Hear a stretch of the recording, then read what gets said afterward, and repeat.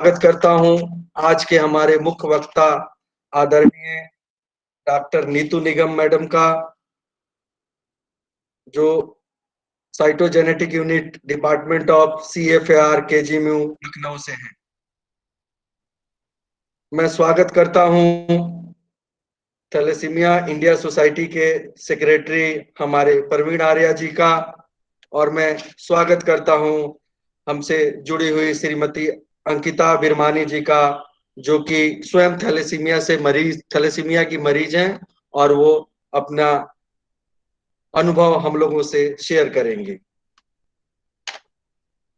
मैं स्वागत करता हूं आज के इस कार्यक्रम में प्रत्यक्ष और अप्रत्यक्ष रूप से जुड़े हमारे सभी श्रोता बंधुओं का। विश्व थैलेसीमिया दिवस प्रत्येक वर्ष 8 मई को मनाया जाता है, जिसमें थैलेसीमिया से ग्रस्त मरीजों को प्रोत्साहित किया जाता है। जैसा कि हम जानते हैं कि थैलेसीमिया एक आनुवंशिक बीमारी है जिससे हमारे खून में हीमोग्लोबिन का उत्पादन कम हो जाता है। आज का यह दिवस मनाने का उद्देश्य है कि लोगों में थैलेसीमिया के प्रति जागरूकता फैलाना, उसके लक्षण, उसके साथ जीने के तौर तरीके के बारे में जानकारी देना। थैलेसीमिया से ग्रसित लोगों को विवाह से पूर्व अपने डॉक्टर से कंसल्ट करना अति आवश्यक होता है। बच्चों में वैक्सीन तथा स्वास्थ्य के बारे में जानकारी लाना, समाज में इसके प्रति वैक्सीन जो है उसके प्रति और वैक्सीन के प्रति जो समाज में अंधविश्वास है उसको समाप्त करना, यही सब उद्देश्य से आज हम लोगों ने इस कार्यक्रम को आयोजित किया है।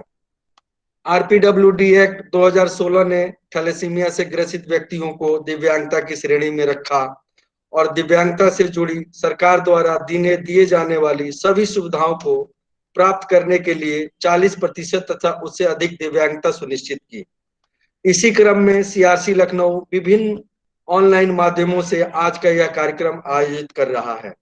हमारे इस कार्यक्रम में मुख्य अतिथि आदरणीय डॉक्टर नीतू निगम, सह-आचार्य cytogenetic unit department of CFAR KGMU Lucknow से हैं। हमारे लिए परम सौभाग्य की बात है कि इस प्रकार के गणमान्य व्यक्ति मुख्य अतिथि के रूप में हमारे बीच हैं। हमारे कार्यक्रम में जुड़े हुए Shri Praveen Arya, secretary thalassemia India society, जो संक्षिप्त में सोसाइटी का इतिहास और उसका उद्देश्य, ये सभी चीज हम लोगों के बीच में रखेंगे। इस कार्यक्रम में जुड़ी हुई श्रीमती अंकिता बिरमानी जी, जो स्वयं थैलेसीमिया रोग से ग्रसित हैं, वह इस रोग के बारे में जो कुछ भी महसूस करती हैं उसका वह सजीव वर्णन हम सबके सामने रखेंगे। कार्यक्रम के मुख्य अतिथि तथा वक्ता को बुलाने से पहले मैं आग्रह करता हूं हमारे CRC लखनऊ के निदेशक आदरणीय श्री रमेश पांडे जी का, जो अपने उद्बोधन से इस कार्यक्रम का शुभारंभ करें। आदरणीय डायरेक्टर महोदय। थैंक यू संतोष। मेरी आवाज पहुंच रही है आप लोगों तक? जी सर, स्पष्ट आवाज आ रही है। थैंक यू पांडे जी, बहुत बहुत धन्यवाद। आज बहुत इस महत्वपूर्ण वेबिनार में, बहुत इस ऑनलाइन संगोष्ठी में आज की हमारी चीफ गेस्ट और चीफ स्पीकर डॉक्टर नीतू निगम जी, जो कि असिस्टेंट प्रोफेसर हैं department of cytogenetics king George medical college Lucknow में। आज के हमारे resource person Praveen Arya ji, secretary थैलेसीमिक्स India society Lucknow, और अंकिता बिरमानी जी। आप तीनों गणमान्य अतिथियों का मैं CRC लखनऊ की तरफ से, अपने राष्ट्रीय संस्थान की तरफ से और अपने मंत्रालय सामाजिक न्याय एवं अधिकारिता मंत्रालय की तरफ से बहुत स्वागत करता हूं, अभिनंदन करता हूं। जितने पार्टिसिपेंट जुड़े हैं, जो थैलेसीमिया के पेशेंट जुड़े हैं, और हमारे CRC लखनऊ के दूसरे जो ऑफिसर्स हैं, टेक्निकल स्टाफ हैं, और जो IT टीम है जिन्होंने इस प्रोग्राम को ये रूप दिया है, उन सभी के प्रति मैं आभार व्यक्त करता हूं। और मुझे बताया गया कि थैलेसीमिया में और ब्लड रिलेटेड जो डिसऑर्डर्स हैं उनमें डॉक्टर नीतू का बहुत सक्रिय योगदान रहा है। पिछले कई वर्षों में आपने बहुत सारा कार्य किया है। साथ ही साथ थैलेसीमिक सोसाइटी लखनऊ, आपके प्रति भी आभार व्यक्त करना चाहूँगा कि आप लोगों ने CRC लखनऊ के साथ के कन्वर्जेंस में ये प्रोग्राम किया। आप सभी के प्रति आभार व्यक्त करते हुए मैं ज़्यादा मेडिकल एस्पेक्ट पे तो नहीं बोलूँगा, क्योंकि उसके लिए आज डॉक्टर नीतू हमारे साथ हैं, और ऐसे विद्वान, ऐसे ऊर्जावान और विद्वान डॉक्टर जब हमारे साथ हैं तो मेडिकल एस्पेक्ट पे तो हमें कुछ ज़्यादा नहीं बोलना चाहिए, लेकिन मैं गवर्नमेंट ऑफ इंडिया के एक सेंटर होने की वजह से मैं ये जरूर कहूँगा कि गवर्नमेंट ऑफ इंडिया ने 2016 के बाद जो एक्ट में इस थैलेसीमिया को या ब्लड रिलेटेड जो 2 और डिसऑर्डर्स हैं उनको एनलिस्ट किया है डिसेबिलिटीज में, डिसेबिलिटी की लिस्ट में, उसके प्रति अभी जागरूकता का बहुत अभाव है। एक वर्ग ही है जो जागरूक है और एक वर्ग ही है जो इसके मेडिकल एस्पेक्ट को लेके जागरूक है, एक वर्ग ही है जो इससे रिलेटेड डिसेबिलिटी को कैसे सर्टिफिकेशन मिलना है उसको लेके जागरूकता बहुत ही छोटे वर्ग में है। और मुझे लगता है कि डॉक्टर नीतू मैडम मेरे साथ सहमत होंगी कि ज्यादातर प्रोफेशनल्स जो इस फील्ड में काम कर रहे हैं उनको भी अभी बहुत ज्यादा अवेयरनेस ही नहीं है। आप तो डॉक्टर हैं, आप तो डेली इस तरह के पेशेंट देखती होंगी, उनके पेरेंट्स देखती होंगी, उनके केयर गिवर्स देखती होंगी, उनके केयर टेकर्स देखती होंगी, लेकिन उनके केयर गिवर्स और केयर टेकर्स और पेरेंट्स में ही बहुत बड़े पैमाने पे अभाव है। And this I am talking of urban areas. Rural areas की तो बात ही मत करिए, वहां तो बहुत देर हो चुकी होती है। जब हम थैलेसीमिया, हीमोफीलिया या सिकल सेल के बारे में जब जानते हैं तो बहुत देर हो चुकी होती है। और इस वजह से मैं थैलेसेमिक सोसाइटी और डॉक्टर नीतू मैडम सबसे आग्रह करूंगा कि ये जो हमारी इनिशिएटिव है, जो हम लोगों ने शुरुआत की है, आज हमारा सेंटर पूरे स्टेट, हमारा ज्यूरिडिक्शन पूरा स्टेट है और पूरे स्टेट में अगर हम सस्टेनेबली इस प्रोग्राम को आगे बढ़ाते रहें, इस क्रम को जिसकी शुरुआत आज हम लोगों ने की है आगे बढ़ाते रहें, तो कुछ ना कर पाने से तो अच्छा है कि लोगों के बीच हम जागरूकता ही बढ़ा सकें कि थैलेसीमिया से रिलेटेड उसके मेडिकल एस्पेक्ट क्या है, उसका साइको सोशल एस्पेक्ट क्या है, दैट इज वेरी इंपॉर्टेंट। और मुझे लगता है कि आने वाले समय में हम लोग मिलके ये काम जरूर कर पाएंगे। शुरुआत अच्छी है। मैं बहुत ज्यादा समय तो नहीं लूंगा, लेकिन सीआरसी की तरफ से और अपने मिनिस्ट्री की तरफ से, अपने नेशनल इंस्टीट्यूट की तरफ से आप सभी जो हमारे डिस्टिंग्विश्ड गेस्ट जुड़े हुए हैं, आप सबको ये एश्योर करना चाहता हूं कि जहां कहीं भी आप लोगों को हमारे कोलैबोरेशन की जरूरत होगी, हमारे साथ की जरूरत होगी, हम सब हमेशा तैयार हैं थैलेसीमिया के लिए काम करने के लिए। और हम चाहते हैं, क्योंकि न्यूली एडेड डिसेबिलिटीज में 2016 का जो एक्ट आया उसमें जो न्यूली एडेड डिसेबिलिटीज हैं उनमें से ये 3 डिसेबिलिटीज हैं जो ब्लड रिलेटेड डिसऑर्डर्स हैं। अब ये बात हम भी मानते हैं कि अभी न्यूली एडेड डिसेबिलिटीज पे बहुत काम किए जाने की जरूरत है और जहां कहीं भी हम लोग अगर छोटे छोटे अवेयरनेस कैंप लगा सकें, अभी तो पैंडेमिक है, बहुत ज्यादा हम लोग फेस टू फेस प्रोग्राम तो नहीं कर सकते, लेकिन मैंने पिछले 3-4 महीनों में ये देखा है और इसके पहले मैं गोरखपुर पोस्टेड था, वहां भी मैंने देखा है कि ऑनलाइन प्रोग्राम्स का अपना अलग इम्पैक्ट है। हम जो बोल रहे हैं वो एक किसी पर्टिकुलर टारगेट ग्रुप के पास ना जाके एक बहुत लार्ज पॉपुलेशन के पास जा रहा है। As we are telecasting it through Facebook also, we are telecasting it through other mediums also. तो एक मैंने देखा कि पूरे अक्रॉस पैन इंडिया लेवल पे इसकी रीच होती है। तो आज का प्रोग्राम इज वेरी इंपॉर्टेंट और फ्यूचर में भी हम लोग ऐसा प्रोग्राम करते रहें, इसके लिए we seek your help, your collaboration. इन्हीं शब्दों के साथ मैं फिर से नीतू मैडम आपका भी, प्रवीर जी आपका भी, अंकिता बिरमानी जी आपका फिर से स्वागत करता हूं। हमारे प्रोग्राम कोऑर्डिनेटर्स शंकर गणेश जी, संतोष और अमित, आपके प्रति भी मैं आभार प्रकट करते हुए इस कार्यक्रम के लिए सबको शुभकामनाएं देता हूं। बहुत बहुत धन्यवाद। बहुत बहुत धन्यवाद सर। अब मैं आज के इस कार्यक्रम में मुख्य अतिथि के रूप में अपने आशीर्वचन प्रदान करने हेतु पधारी doctor Neetu Nigam ma'am, assistant professor cytogenetic department, Kings George Medical University Lucknow को आमंत्रित करता हूं। मैम आप आए और आज के विषय वर्ल्ड थैलेसीमिया डे पर अपनी महत्वपूर्ण विशेषज्ञता और अपने आशीर्वचन हमारे बीच रखें। आदरणीय। Good evening, everyone.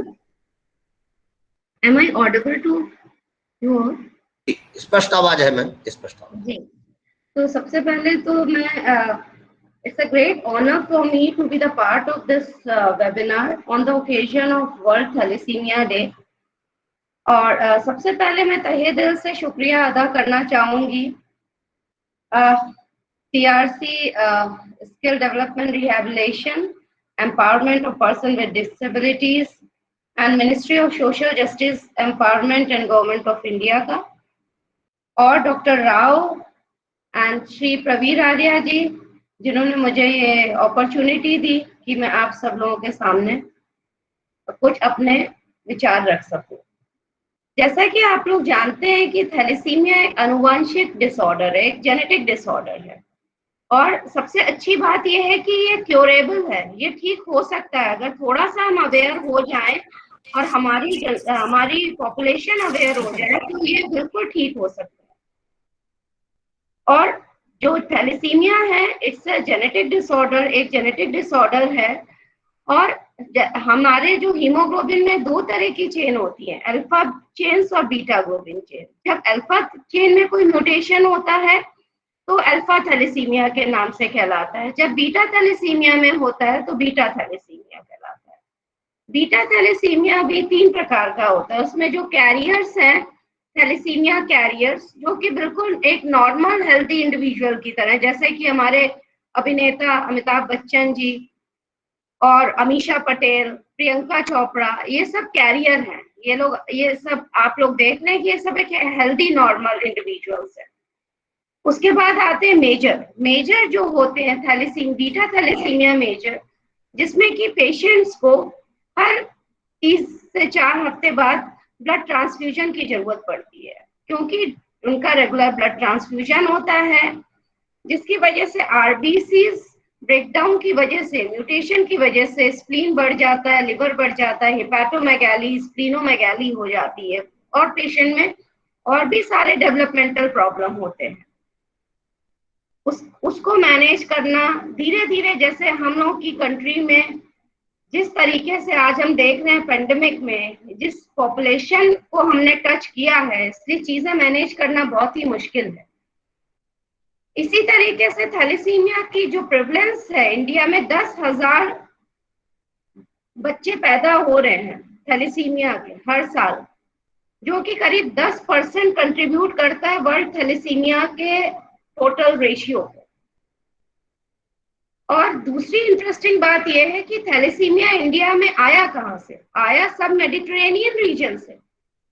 और उससे भी इंटरेस्टिंग बात यह है कि जो ग्रीस जैसी कंट्री से आया था, आज ग्रीस एक थैलेसीमिया मुक्त देश हो चुका है।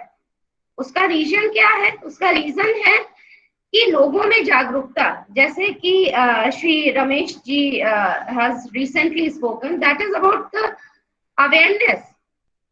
अवेयरनेस हम कैसे बताएं? और ये बिल्कुल सही बात है कि अर्बन एरिया में ही अवेयरनेस नहीं है लोगों में। अगर मैं इस फील्ड से करीब 17 से 18 सालों से जुड़ी हूँ, और ये मेरा एक सपना है कि कम से कम उत्तर प्रदेश को हम थैलेसीमिया मुक्त स्टेट बनाएं, और एक एग्जाम्पल हम भी ग्रीस की तरह हम भी एग्जाम्पल सेट करें कि उत्तर प्रदेश भी आज थैलेसीमिया मुक्त स्टेट है। उसके लिए हम लोग को ज्यादा कुछ करने की आवश्यकता नहीं है। उसके लिए हम लोगों को एक तो सबसे पहले कैरियर स्क्रीनिंग, जो कॉलेज गोइंग स्टूडेंट्स हैं उन लोगों की कैरियर स्क्रीनिंग, जैसा मैंने आपको बताया, जो कैरियर होते हैं वो हेल्दी नॉर्मल इंडिविजुअल्स हैं, वो बिल्कुल नॉर्मल दिखेंगे आपको, लेकिन क्योंकि ये आनुवांशिक है, तो अगर 2 कैरियर, अगर मदर भी कैरियर और फादर भी कैरियर है, तो फिर अगर जेनेटिक्स को अगर हम देखें तो फिर प्रोबेबिलिटी बच्चे की थैलेसीमिया मेजर होने की करीब 50% हो जाती है। अगर हम वहां पे स्किप कर गए हैं, कैरियर स्क्रीनिंग स्किप कर गए, कोई बात नहीं। दूसरा हमारा इंपॉर्टेंट जो पॉइंट है वो है प्रीनेटल डायग्नोसिस। प्रीनेटल डायग्नोसिस क्या है? जब फीमेल फर्स्ट ट्राइमेस्टर तक प्रेग्नेंट होती है, पहले 3 महीने में हम उनकी जेनेटिक टेस्टिंग कर सकते हैं। Genetic testing by amniotic fluid, CBS sampling, और आजकल तो NIPT non invasive prenatal testing है। उसमें हमको इनफैक्ट एमनियोसेंटेसिस भी करने की जरूरत नहीं है, मदर के ब्लड से ही फीटल ब्लड अलग हो जाता है और उससे हम पता लगा लेते हैं कि जो मदर के गर्भ में जो बच्चा पल रहा है वो थैलेसीमिया मेजर तो नहीं है। अगर वो थैलेसीमिया मेजर है तो हम पेशेंट के कंसर्ट लेके उन लोगों को समझाते हैं, पूरा जेनेटिक्स समझा के उनकी जेनेटिक काउंसलिंग करके हम उनसे आग्रह करते हैं कि अब आप इसको टर्मिनेट करा दीजिए। क्योंकि अगर वो बच्चा पैदा होता है तो ना केवल वो अपने उन पेरेंट्स के लिए एक बर्डन है, एक समाज के लिए बर्डन है, और धीरे धीरे जिस तरीके से ये पॉपुलेशन बढ़ती जा रही है तो कंट्री के लिए भी एक फाइनेंशियल बर्डन है। तो ना हम ग्रीस जैसी कंट्री की तरह हम लोग भी अपना एक योजना बनाएं, हम लोग भी ऐसी पॉलिसी बनाएं जिसमें हम कैरियर स्क्रीनिंग और प्रीनेटल डायग्नोसिस को मैंडेटरी कर दें। अगर हम इसको मैंडेटरी कर देते हैं और इसको हम सस्ते से सस्ते टेस्ट में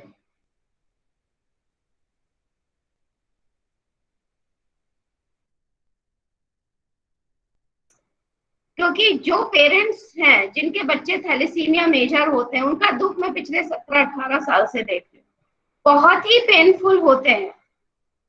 किसी भी माँ बाप के लिए हर 3 से 4 हफ्ते में जाके ब्लड ट्रांसफ्यूजन की डेट लेना, और स्पेशली देखिए आप लोग, आज हम पेंडेमिक में हम लोग को वाकई में ऊपर वाले का शुक्रिया अदा करना चाहिए, जो हम हमेशा शिकायत करते हैं कि हम लोग घर में आराम से बैठे हुए हम लोगों का जीवन यापन चल रहा है, लेकिन थैलेसीमिया बच्चे और उनके पेरेंट्स की मानसिक स्थिति अगर आप देखेंगे तो वाकई आंखों में आंसू आ जाएंगे।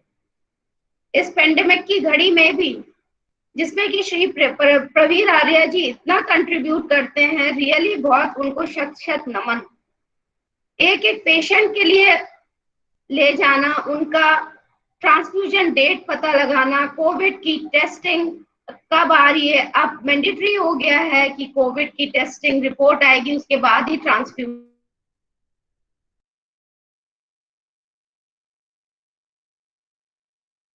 है, केजेएमयू और पीजीआई के मिला के। इसमें पिछले 3 साल से मैं देख रही हूँ कुछ पेशेंट्स अर्बन से ज्यादा अब रूरल एरिया के आ रहे हैं, और सबसे ज्यादा अफसोस की बात यह है जो रूरल एरिया के पेशेंट्स आते हैं उनको बिल्कुल भी नॉलेज नहीं रहती है। जब तक वो डिजीज पूरा ही खराब कर लेते हैं साधुओं और आयुर्वेद ट्रीटमेंट केयर करके, उसके बाद जब वो पहुंचते हैं तो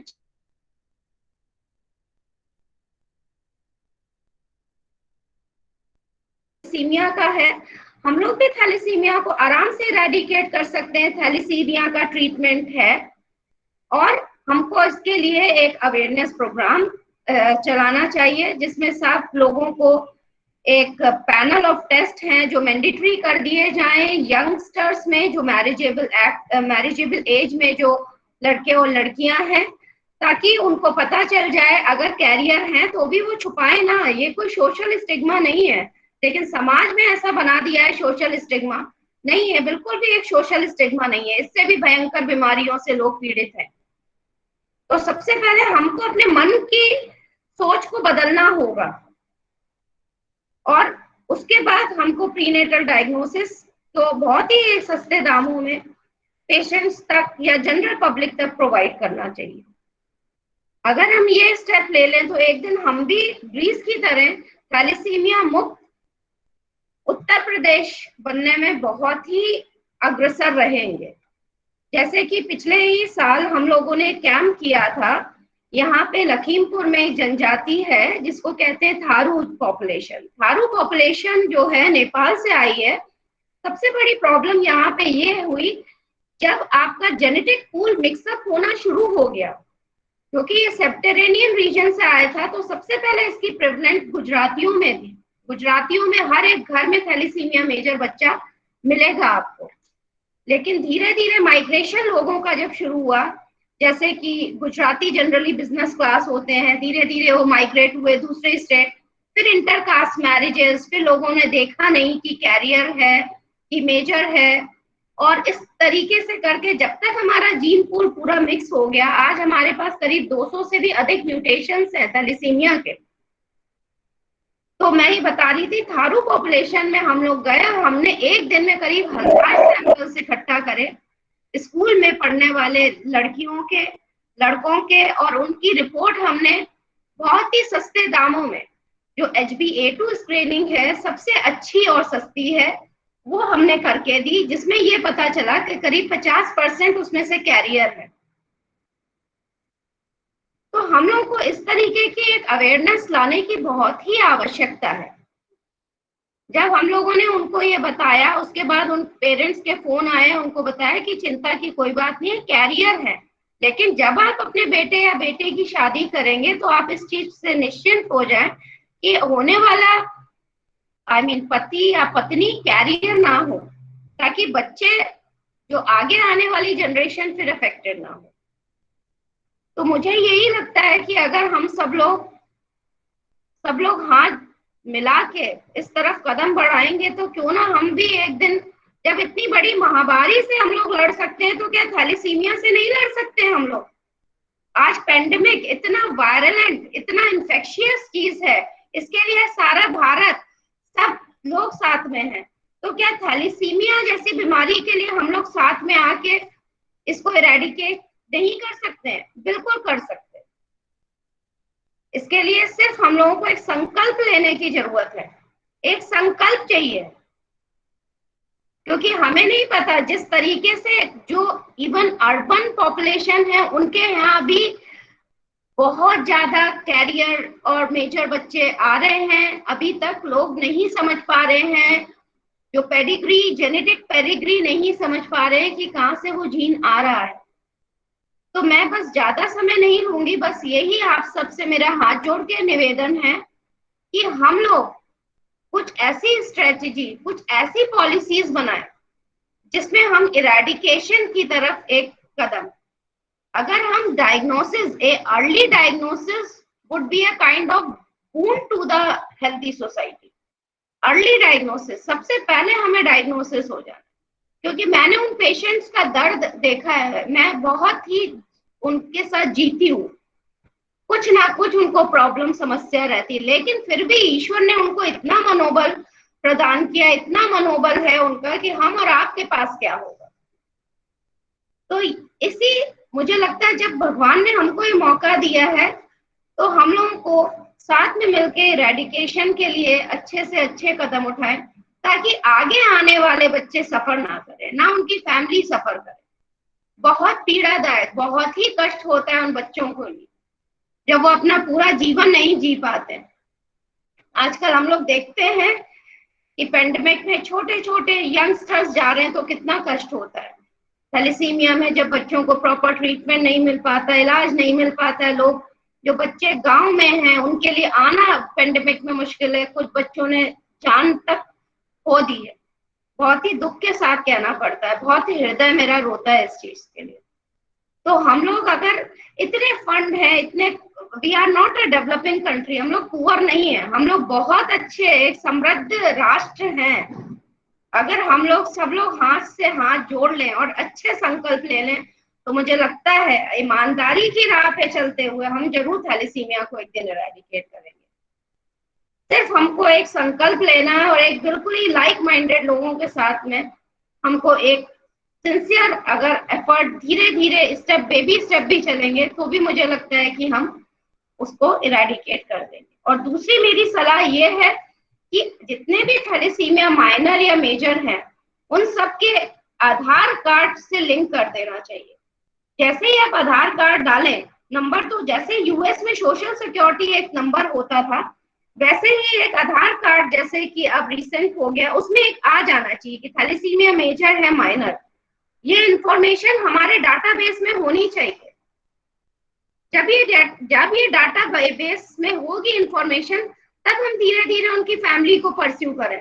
फिर हम देखें, अच्छा पहला बच्चा मेजर है तो फिर हम सेकंड बच्चे को प्लान कर रहे हैं वो लोग, तो हम उनको बोल सकते हैं कि भाई पहले आप थैलेसीमिया की टेस्टिंग करा लीजिए, आप प्रीनेटल टेस्टिंग कराइए। इसमें कोई हताश होने वाली बात नहीं है, सिर्फ एक छोटे छोटे प्रयास से ही हम इसको इरेडिकेट कर सकते हैं। बस मैं यही कहना चाहूंगी कि हम लोग अगर ठान ले तो सभी कुछ हो सकता है। और सब लोग ये प्रयास करें। और ये जो आज जो ग्रुप है, ये जो वेबिनार है, ये इस तरीके से लिंक बना लें कि हम लोग अपना अपडेट करते रहे कि हम क्या कर रहे हैं इरेडिकेशन के लिए। अवेयरनेस प्रोग्राम्स के अलावा और हमारे क्या स्टेप हैं, जो बड़े बड़े पॉलिसी मेकर हैं उनको हम कैसे एक्सपेडाइट कर सकते हैं। क्योंकि आजकल वाकई में पेंडेमिक ने सबकी ये तो आंखें खोल दी हैं कि कर्मों का बड़ा हिसाब किताब है। अगर आप अच्छे कर्म करके जाएंगे, ईश्वर भी यही देख रहा है। अब लोग वापस से जितने वेस्टर्नाइज हुए थे, अब लोग फिर से बैक टू अपनी संस्कृति में आ गए हैं पिज्जा बर्गर खाने के बाद, क्योंकि सैचुरेट हो चुके हैं। तो मुझे लगता है कि अब ये समय है, ये बहुत अच्छा समय, ईश्वर ने हम लोगों की आंखें खोल दी है कि कर्मों का ही सब कर्म प्रधान ही है, पूरा जीवन ही कर्म प्रधान है। तो क्यों ना हम लोग अपने कर्मों को बहुत अच्छा करें, क्यों ना हम एक अच्छा कंट्रीब्यूशन करके जाएं कि हमारे जाने के बाद भी लोग हमको याद रखें। यही मेरा एक सपना है। मैं वाकई में इरेडिकेशन के लिए अपना सब कुछ दे के जाना चाहती हूँ, ताकि मेरे जाने के बाद याद रखें कि हाँ इन्होंने कुछ किया है। और वाकई में यही मैटर करता है और कुछ नहीं। Nothing, no materialistic thing, nothing, सिर्फ कर्मों का हिसाब किताब है। तो आज क्यों ना हम लोग सब लोग मिलके ये संकल्प लें कि हम लोग सब मिलके थैलेसीमिया जैसी जेनेटिक डिजीज जो कि ठीक हो सकती है, क्यों ना उसको पहले से ही रोक दें। बस बहुत बहुत शुक्रिया आप लोगों का फॉर योर पेशेंस हियरिंग, और मुझे बहुत अपॉर्चुनिटी दी इस प्लेटफॉर्म पे बोलने के लिए। मैं आज आप सबसे नमस्कार, बहुत बहुत thank you so much, have a great evening. बहुत बहुत धन्यवाद मैम। आपने निश्चित सत्यवत कहा कि अगर हम ठान लें तो ऐसी कोई परिस्थिति नहीं जो हमारे मार्ग में किसी भी सफलता के लिए बाधक बन जाए। निश्चित ही यह छोटी ही आबादी पर को प्रभावित करने वाली यह बीमारी या ये अवस्था, इस पर नियंत्रण पाने के लिए आपके आवाहन, हाथ से हाथ मिलाना और एक दूसरे के साथ देकर के जन जागरूकता को वृद्ध करना, बढ़ाते हुए हमें इस पूरी आबादी को, अपने समस्त जनमानस को श्रेष्ठता की तरफ ले जाना होगा। और इसी काम में सीआरसी लखनऊ ऐसे आयोजनों को लेकर आपके और हमारे समक्ष उपस्थित है। अब मैं अगले के क्रम में Ankita Birmani ma'am, member Thalassemics India Society को आमंत्रित करता हूं कि आप आए और अपने अनुभव और अपनी विशेषज्ञता हमारे बीच रखें। आदरणीय Ankita Birmani ma'am. Good evening, sir. Ankita Virmani from Lucknow. Thank you to connecting this webinar. आज हमारे बीच आप लोग आकर के हमारी जो मुसीबतें हैं उसको सुन रहे हैं, और जो नीतू मैम ने जिस तरीके से कहा कि पैंडमिक में ऐसे बहुत सारे बच्चे हैं जिन्होंने अपनी जान भी गंवाई है और जो अपना सही से ट्रीटमेंट भी नहीं ले पा रहे हैं। मैं उनकी इस बात से पूरी तरीके से सहमत हूँ, क्योंकि मैं खुद एक थैलेसीमिक हूँ और मुझे कितनी परेशानी इस पैंडमिक में और मेरी पूरी लाइफ में फेस करनी पड़ी है, वो तो गवर्नमेंट ऑफ इंडिया और हेल्थ मिनिस्टर का थैंक यू करना चाहूँगी कि उन्होंने हमें फंड्स दिए, और उसकी वजह से हमारे ऊपर जो हमारी फैमिली के ऊपर जो प्रेशर था पैसों का, और वो सब चीज़ें हमें बहुत अब झेलनी नहीं पड़ती हैं। लेकिन पैंडेमिक की वजह से कुछ लोग ऐसे हैं और थैलेसीमिक की वजह से भी कुछ लोग ऐसे हैं जो अपनी पढ़ाई पूरी तरीके से पूरी नहीं कर पाते हैं और उनका फाइनेंशियल कंडीशन भी बहुत अच्छा नहीं होता है। तो उन बच्चों के लिए मैं आपसे सिर्फ इतना रिक्वेस्ट करना चाहूँगी कि आप अपने जैसे आंध्र प्रदेश की गवर्नमेंट अपने थैलेसीमिक्स बच्चों को एक स्पेशल कैटेगरी में रख के पेंशन देती है, और दिल्ली गवर्नमेंट भी देती है और राजस्थान गवर्नमेंट भी देती है। तो मैं आपसे इतना रिक्वेस्ट करना चाहूँगी कि हम थैलेसीमिक्स के लिए आप एक पेंशन का, अगर थोड़ा सा पेंशन हम लोगों की बांध पाएँ, जिससे हम अपने इलाज को सुचारू रूप से आगे कर पाएँ और अपने आने जाने का खर्चा निकाल पाएँ। क्योंकि बहुत यूपी एक ऐसा डिस्ट्रिक्ट है जहाँ पे बहुत छोटे गांव है जहाँ से बच्चे पीजीआई आते हैं और ट्रीटमेंट लेते हैं, ऐसे बहुत सारे हैं। तो लखनऊ वाले तो अपना इजीली ट्रीटमेंट करा पाते हैं, बट हम अपने लिए नहीं और उन बच्चों के लिए सोचते हैं, जैसे लाइक कोई सीतापुर से आ रहा है, कोई बहराइच से आ रहा है, तो उनके आने जाने के लिए इस समय बहुत दिक्कत है। तो मैं आपसे सिर्फ रिक्वेस्ट करना चाहूँगी कि आप हमारे लिए कुछ ऐसा करें। हमारे इसमें बहुत सारे बच्चे ऐसे भी हैं जिनके पास एजुकेशन है लेकिन उनके पास जॉब नहीं है, कॉज उनकी डिसेबिलिटी के कारण। उनके पास डिसेबिलिटी है, उनकी हेल्थ उनको अलाउ नहीं करती है कई बार, और प्राइवेट ऑफिसेस इतनी छुट्टियां देते नहीं हैं, जिसकी वजह से वो छुट्टी मांगते हैं तो गवर्नमेंट प्राइवेट सेक्टर उनको बोलता है कि हम ये छुट्टी आपको प्रोवाइड नहीं कर पाएंगे, क्योंकि आपको भी पता होगा कि हम लोग कितना फेस करते हैं। एक पूरा दिन हमें ट्रांसमिशन में लगता है और हीमोग्लोबिन हमें हर 15-20 दिन में कम हो जाता है हमारा हीमोग्लोबिन, जिसकी वजह से हमें बहुत दिक्कत फेस करनी पड़ती है। तो ऐसे बहुत सारे बच्चे हैं जिन अगर आप उनको डिसेबिलिटी के अंडर जॉब प्रोवाइड करा पाए तो ये हमारी आपसे बहुत बड़ी रिक्वेस्ट है।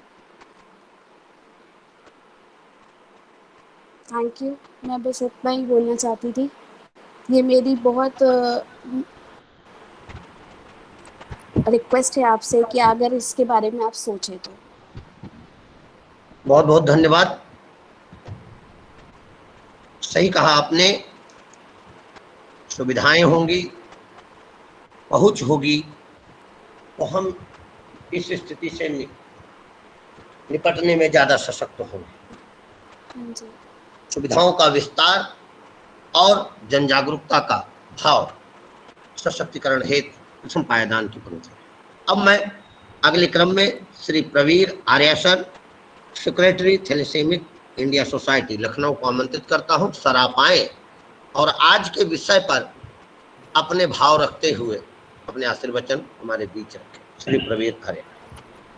Good evening, everyone. I am Pravir Arya, Secretary, Thalassemia India Society, Lucknow.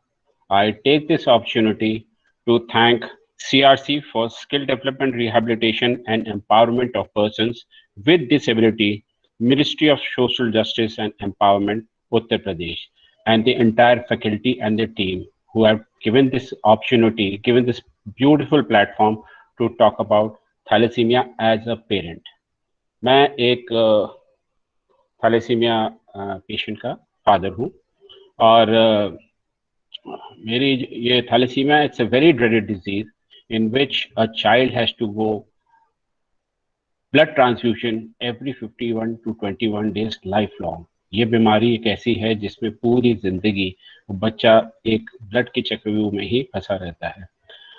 To talk about as a parent, मेरी लाइफ बहुत स्मूथ थी। मैं बिजनेस बैकग्राउंड का हूँ। मेरी शादी हुई 1988 में और fortunately everything was going fine, कोई प्रॉब्लम नहीं थी। परिवार में सब संपन्न थे, सब ठीक था। Friends, family, social circle, everything was going smooth. I got my first child in 1996। तो इसमें जो है हमारा जो है पहला इशू हुआ था वो बेटा था, बिल्कुल ठीक ठाक था। और जैसे कि परिवार में जब कोई बच्चा आता है तो सुख ही सुख लाता है, सब ठीक ठाक चल रहा था। तो उसके 2 साल के बाद मेरा छोटा बच्चा हुआ, छोटा बेटा हुआ 1998 में, वो भी मेरा सन था। तो 5 महीने का जब वो था बिल्कुल ठीक ठाक था, सब बढ़िया चल रहा था। उसके 5 महीने के बाद उसको जो है थोड़ा सा फीवर आना शुरू हुआ। तो एक हमारे फैमिली डॉक्टर थे शुरू से ही, तो उनसे कंसल्ट किया तो उन्होंने एज इट इज जो अपने रेगुलर पैरासीटामोल देते हैं वो दिए और कुछ दिनों के बाद उसको एंटीबायोटिक का कोर्स शुरू करा दिया। वो फिर ठीक होता था, फिर 15 दिन में कोई ना कोई प्रॉब्लम होती थी और फिर वो बीमारी से लीन हो जाता था। 2-3 महीने इसी तरह के तो चलते रहा। जब वो 8 महीने का हो गया तो डॉक्टर ने कहा कि एक टेस्ट है वो हम इसका करा देते हैं और देखते हैं कि ये कोई इसको और कोई प्रॉब्लम तो नहीं है, वो रूल आउट करने के लिए। और जब उसका ये टेस्ट हुआ तो वो थैलेसीमिया मेजर टेस्ट था। वो उसने हमारी सारे परिवार की सारी जिंदगी बदल दी। हम लोग की जो ख्वाब में भी नहीं सोचा था कि हमारे साथ होगा वो हुआ। थैलेसीमिया भी दो तरीके के होते हैं, एक थैलेसीमिया माइनर होता है, एक थैलेसीमिया मेजर होता है। जो थैलेसीमिया माइनर हो, जैसे नीतू निगम जी ने बताया, बहुत अच्छे स्पष्ट तरीके से उन्होंने पूरा साइंटिफिक वे में बताया कि थैलेसीमिया माइनर में एक कैरियर भी होता है। कैरियर जैसे हम, मैं और मेरी वाइफ, अगर दोनों कैरियर होंगे तो जो आने वाला बच्चा होगा वो थैलेसीमिया माइनर या थैलेसीमिया मेजर होगा या नॉर्मल होगा। तो जो थैलेसीमिया माइनर होता है उसको 3 से 6 महीने के स्पैन में ब्लड चढ़ाया जाता है, और जो मेजर होता है, शुरू में जब वो छोटा होता है उसके 45 डेज की साइकिल होती है ट्रांसफ्यूजन की, फिर ग्रेजुअली जैसे जैसे बड़ा होता जाता है फिर 30 डेज की साइकिल हो जाती है उसका 1 यूनिट चढ़ाने की, और बड़ा होता है तो 15 से 21 दिन की साइकिल हो जाती है, 1 यूनिट से करके 2 यूनिट तक ट्रांसफर हो जाता है। सो अब आप ये सोचिए, एक बच्चा जो कंटिन्यूसली अपनी जैसे जैसे ग्रो कर रहा है, उसका जो अंकिता जी ने बताया है कि कितना उसका टाइम जो है इन सब चीज़ों में वेस्ट होता है। इट इज़ नॉट दैट कि उसको सिर्फ ब्लड ट्रांसफ्यूजन कराना होता है। ब्लड ट्रांसफ्यूजन के साथ साथ जो है, जब वो ब्लड ट्रांसफ्यूजन कराता है तो उसकी बॉडी में आयरन की मात्रा बहुत बढ़ जाती है। जब आयरन की मात्रा बढ़ जाती है तो आयरन को निकालना पड़ता है, उसको डिप्लीट करना पड़ता है। उसको निकालने के लिए आज से कई साल पहले, जब मैं बता रहा हूँ, ये 1998 की बात है, तब हमारे बच्चों को एक इंजेक्शन लगता था जो पूरी रात उसके पेट में लगता था, 12 से 14 घंटे वो कंटिन्यूस अपना प्रोसेस करता था। उसके उसके माध्यम से जो आयरन का है बॉडी से वो चिलेट होता था। ग्रेजुअली साइंस ने इतनी तरक्की कर ली एंड वी आर फॉर्चुनेट कि आज हमारे बच्चों को वही चीज सिक्रेशन है, वो आयरन निकालना है, लेकिन वो जो है सिर्फ ओरल मेडिसिन से ही निकाल लिया जाता है। अच्छा, तो मैं पीछे जाता हूँ। 1998 की बात है कि जब मेरा बच्चे का ट्रांसफ्यूजन SGPGI में शुरू हुआ था, एंड वी आर फॉर्चुनेट कि लखनऊ में है, हम लोग के पास SGPGI का बहुत सपोर्ट है। वहाँ पे एक जेनेटिक्स डिपार्टमेंट है और साथ में ट्रांसफ्यूजन मेडिसिन डिपार्टमेंट है। ट्रांसफ्यूजन मेडिसिन हमारे बच्चों को ब्लड देता है और जेनेटिक्स हमारे बच्चों की केयर करता है। अब हम वहाँ अपने बच्चे को कंटिन्यूसली हर 30 दिन 45 दिन में ट्रांसफ्यूजन के ले जाते थे।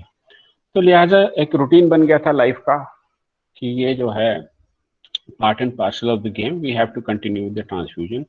बट एक वेरी फाइन डे, एक हमारे साथ वाले बेड में और भी बच्चे आते थे, तो बच्चा रो रहा था, और बच्चा लिहाजा रोएगा क्योंकि उसको मालूम है कि यहाँ आएगा उसको अभी जो है सिरिंज लगेगा और सिरिंज लगने से यह है कि दर्द होएगी। तो लेकिन किसी पेरेंट को रोना थोड़ा सा जो है वो डिफिकल्ट होता है। तो हम और हमारी वाइफ ने कहा चलो पेरेंट से पूछते हैं कि क्या दिक्कत है। वो थोड़ा सा BPL कैटेगरी लग रहे थे, तो लगा कि चलो उनको फाइनेंशियल को सपोर्ट चाहिए होगी तो हम उनको कोई फाइनेंशियल सपोर्ट दे देते हैं। जब उनके पास गए तो उन्होंने बताया सर ऐसा है कि हम बहराइच से आए हैं, जैसे अंकिता जी ने कहा था छोटी छोटी सिटीज से आते हैं, वो बहराइच से आए थे। तो उन्होंने कहा कि हमारे साथ प्रॉब्लम ये है कि हम डोनर लेके आए हैं और डोनर अंडरवेट की वजह से रिजेक्ट हो गया है। तो अब हमारे साथ समस्या ये है कि हम वापस जाएंगे बहराइच और दोबारा से डेट लेंगे यहाँ से और फिर डोनर लेकर के आएंगे। तो उस पेरेंट की स्थिति क्या होगी जिसके पास एक तो डोनर नहीं है, डोनर को लाना, उस डोनर के साथ उसका ऑफिस का छोड़ना, उसका खर्चा, उसका आने जाने, उसका ट्रांसपोर्टेशन, जो अपना लेके आया है बच्चे को, उस फादर ऑफिस में या प्राइवेट जॉब में या जिसमें भी करते हो उसको छुट्टी लेना। तो ये एक बहुत बड़ा ये है गैप आ गया था कि ये कब तक चलेगा। तो पहले ये होता था कि ट्रांसफ्यूजन मेडिसिन डिपार्टमेंट में जब आप ब्लड दोगे तो उसके बदले में आपको जो है ब्लड मिलता था, तो you have to get a donor to take the blood. So फिर हम लोगों ने डिसाइड किया, few like-minded thalassemia parents decided to form a society. So in 1999, we formed the society. Until date 2021, the society is running very good. We are, our motive, our achievements, जो हमारे objective, vision और mission है, उसमें सबसे बड़ा हमारा जो achievement ये है कि आज 1999 से 2021 तक किसी भी बच्चे को कोई भी डोनर लाने, पेंडेमिक को छोड़ दीजिए, पेंडेमिक से पहले किसी भी बच्चे को डोनर लाने की जरूरत नहीं पड़ी। आज से 20 साल आप मोटा मोटा मान लीजिए, 20 साल से किसी भी पेरेंट को डोनर लाने की जरूरत नहीं, क्योंकि हम लोग लगातार कैंप करते रहे। और जब हमारे कैंप को ट्रांसफ्यूजन मेडिसिन SGPGI डिपार्टमेंट ने देखा, समझा, तो उनको लगा कि नहीं, ये लोग कुछ कर रहे हैं, कुछ परिश्रम कर रहे हैं। तो हम एक कदम बढ़ाए तो उन्होंने हमारे साथ 10 कदम आगे बढ़ा दिए।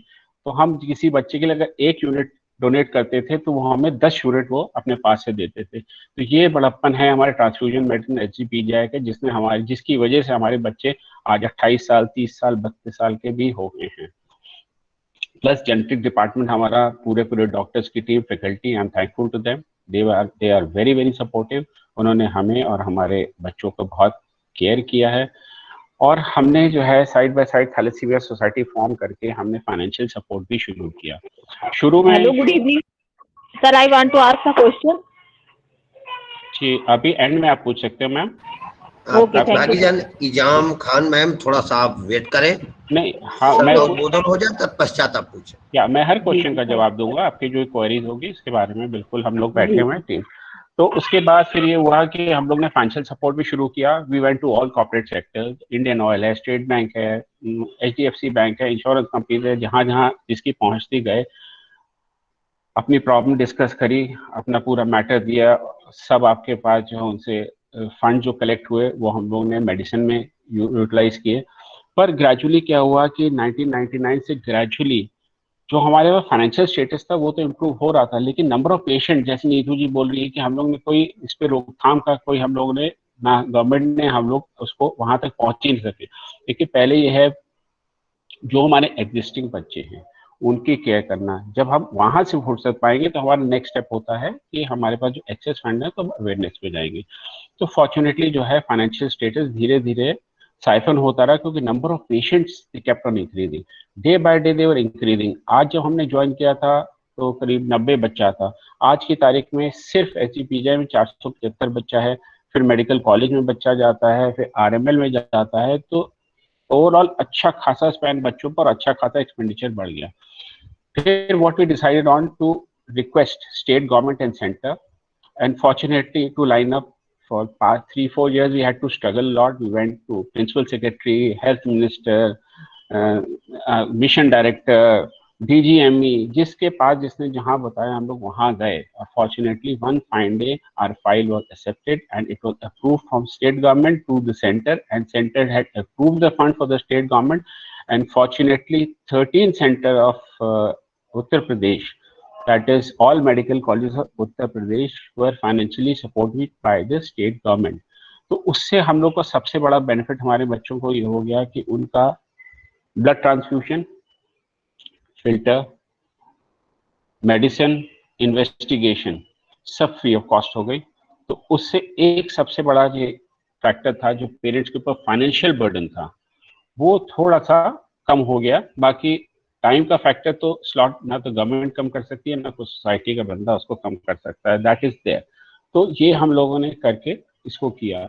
Now next steps comes is the awareness, जो डॉक्टर नीतू चाह रही हैं वो हम भी, हमारी सोसाइटी और हम लोग भी चाह रहे हैं कि जो जो बच्चे सफर कर रहे हैं, जिनको हम लोग देख रहे हैं, हम नहीं चाहते तो हम आगे आने वाले टाइम में इस अवेयरनेस कैंप को इतना बढ़ावा दें।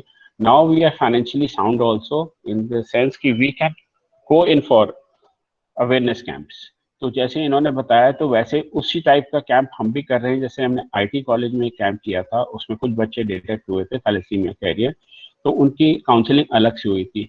तो मेरी रिक्वेस्ट आप लोगों से, जो हमारे व्यूअर्स हैं, उनसे बेसिकली यही है कि इसको, ये दिस डिजीज इज प्रिवेंटेबल, ये डिजीज रोकी जा सकती है। तो इसको हम लोग सब मिल करके अगर चाहेंगे तो इसकी इतनी अवेयरनेस कर दें। और एक सिंपल, जैसे नीतू जी ने बताया था, एक सिंपल HbA2 टेस्ट है, जिसको करा लें तो उससे ये है कि बच्चे की और आने वाले माँ बाप, जो उसके माँ बाप है और बच्चे दोनों की लाइफ जो है, जो ट्रामा और फेस करते हैं ड्यूरिंग दिस पीरियड, वो खत्म हो सकती है।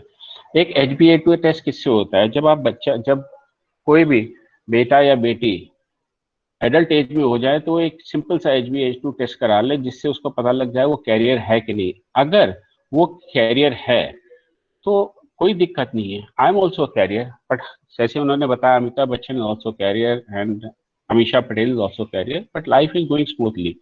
But when you are getting married, your second half again has to be screen. अगर वो थैलेसीमिया कैरियर हैं तो ऐसा नहीं है कि वो शादी नहीं कर सकते, क्योंकि लव मैरिजेस भी होती हैं, नॉर्मल मैरिजेस भी होती हैं। तो आप शादी सब कुछ कर सकते हो, लेकिन जब आप बच्चा प्लान करोगे, जब आप फैमिली प्लान करोगे, तो you have to be cautious. उसके लिए आपको डॉक्टर से, गायनेकोलॉजिस्ट से या किसी से रिलेटेड से कंसल्ट करना होगा कि how we should go further. तो मेरी रिक्वेस्ट ये है कि हम लोग, जैसे कि आप लोग ऑर्गेनाइजेशन हैं, तो हम लोग जो है इस पे इकट्ठा मिल करके इस पे वर्क कर सकते हैं। तो मेरी I am thankful to all people who has provided me the platform to say something about this. Now I'm ready for the question जो इस्मा खान जी कुछ पूछना चाह रही थी मेरे से, वो पूछ सकती हैं। सर मुझे ये good evening sir. Good evening. Sir मुझे ये पूछना था कि इस मेरे घर में भी एक है बच्चा, 4 साल के है, वो थैलीसेमिक है। जी जी। सर इस टाइम पैंडेमिक चल रही, तो डोनर तो मतलब हम लोग 1 साल से जो है समझ लिए ला ही नहीं जैसे तैसे करके, मगर ये जो एंटीजन वाली रिपोर्ट इन्हीं कोरोना की रख दी, अगर मान ली वो पॉजिटिव आ रही तो हम लोग क्या करें? देखिए ये बात तो मैंने आपसे पहले ही बोली कि तो कोरोना वो टाइम में, मतलब डरा नहीं सकते। जी हाँ, सर। कोरोना टाइम में सबसे बड़ी दिक्कत इस समय यही आ रही है क्योंकि इस समय जी सर।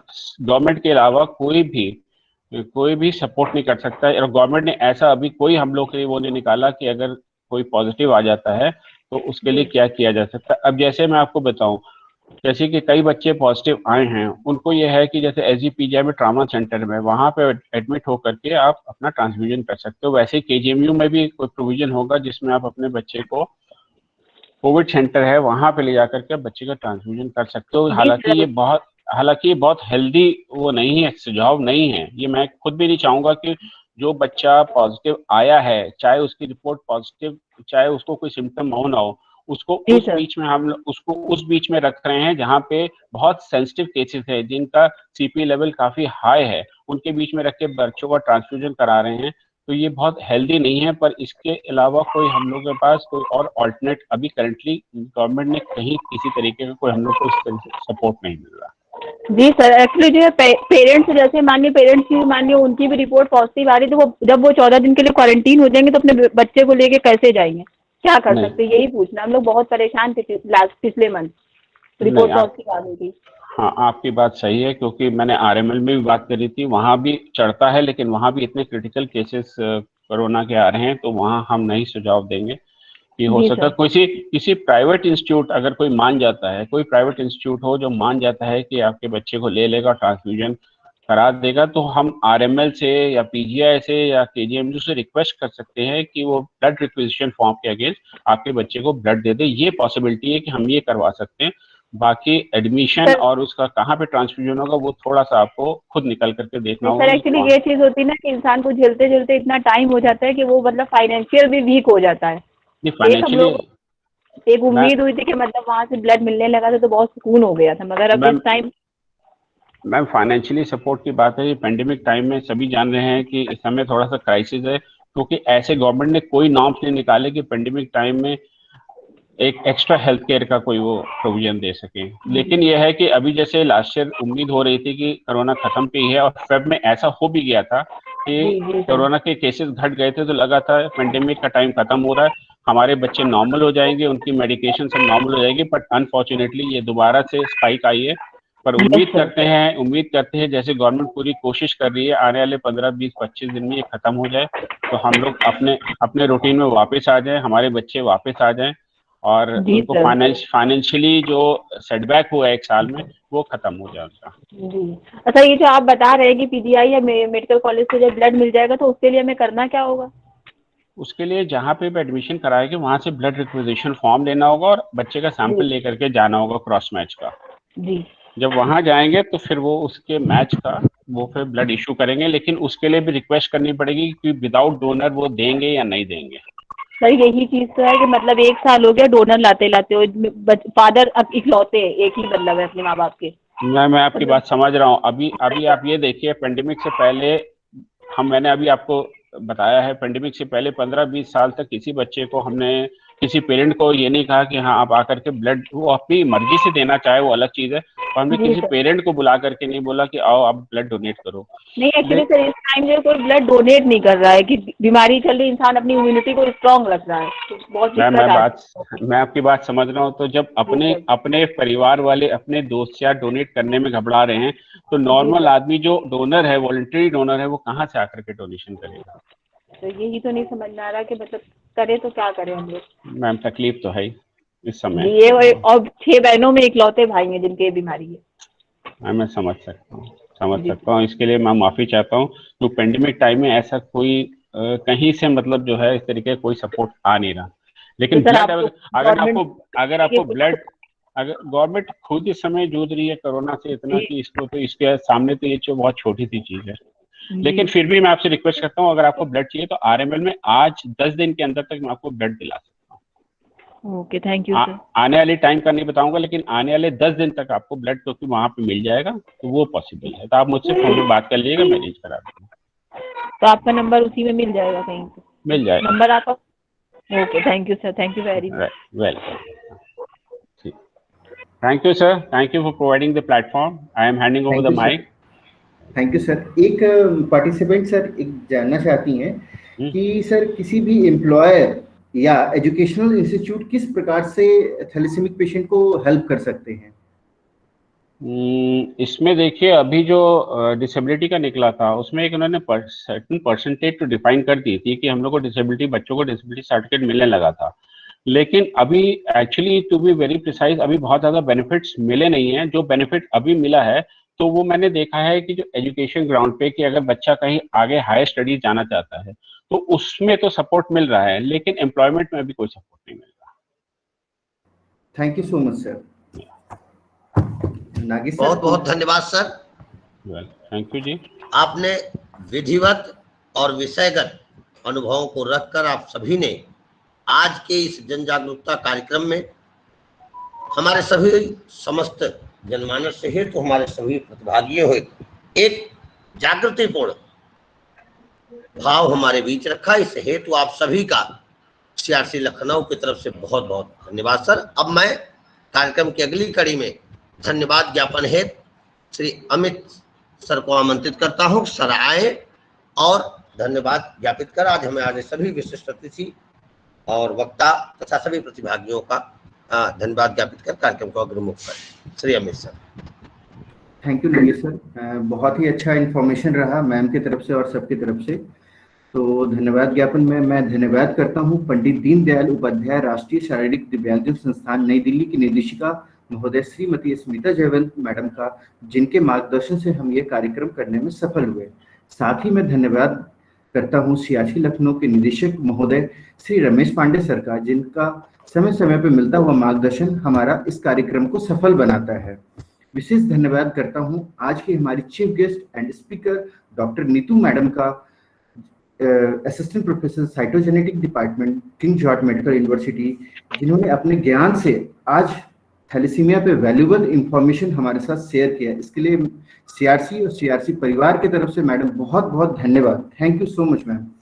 धन्यवाद में अगली कड़ी में मैं धन्यवाद करना चाहता हूं हमारे आज के resource person Shri Praveen Arya sir का, secretary thalassemic India society Lucknow का, जिन्होंने अपने आज थैलेसीमिया के बारे में जो आज हमारे साथ जो इन्फॉर्मेशन शेयर किया है, जो सोसाइटी की रिस्पॉन्सिबिलिटी, एक इंडिविजुअल की रिस्पॉन्सिबिलिटी के बारे में जो बताया है, इसके लिए बहुत बहुत धन्यवाद सर। आपका ये नॉलेज हमारे पार्टिसिपेंट्स को आगे बहुत मदद करेगा कि वो फील्ड में कैसे काम करते हैं, क्या टेस्ट कराना चाहिए। मैडम द्वारा बताएगी क्या टेस्ट से हम थैलेसीमिया को कंट्रोल कर सकते हैं, थैलेसीमिया को 100% कैसे कंट्रोल किया जा सकता है। इसकी दी गई जानकारी बहुत ही महत्वपूर्ण रही। धन्यवाद मैडम, बहुत बहुत धन्यवाद सर।